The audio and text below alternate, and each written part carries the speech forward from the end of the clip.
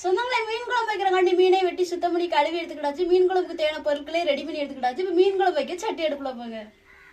எண்ணெய் சூடாச்சுங்க. கடுகு போட்டுக்கிறோம். 2 வெங்காயம் போட்டுக்கிறோம். கருவேப்பிலை போட்டுக்கிறோம். 2 பச்சை மிளகாய் சேர்த்துக்கிறோம். வெங்காயத்தையும் சேர்த்துக்கிறோம். சொந்தங்களே வெங்காயம் பச்சை மிளகாய் வதங்கி வந்துருச்சு. வெட்டி தக்காளி சேர்த்துக்கிறோம். சொந்தங்களே நம்ம தக்காளி வெங்காயம் பச்சை மிளகாலாம் வதங்கி வந்துருச்சு. மசாலா சேர்த்துக்கிறோங்க. மஞ்சத்தூள் சேர்த்துக்கிறோங்க. மிளகாத்தூள் சேர்த்துக்கிறோங்க. குழம்பு மசாலா சேர்த்துக்கிறோங்க. சொந்தங்களே இந்த மசாலையோட கரைச்சி வச்ச புளியும் சேர்த்துக்கிறோங்க.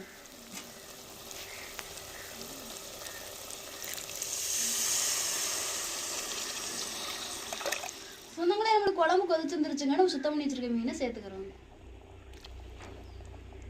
அரைச்சி வச்சிருக்க தேங்காயும் சேர்த்துக்கிறோங்க. தேவையான உப்பு சேர்த்துக்கிறோங்க. சொந்தங்களே ருசியான கலவா மீன் குழம்பு ரெடி ஆயிடுச்சு. இறக்கி வச்சுக்கிறோம்.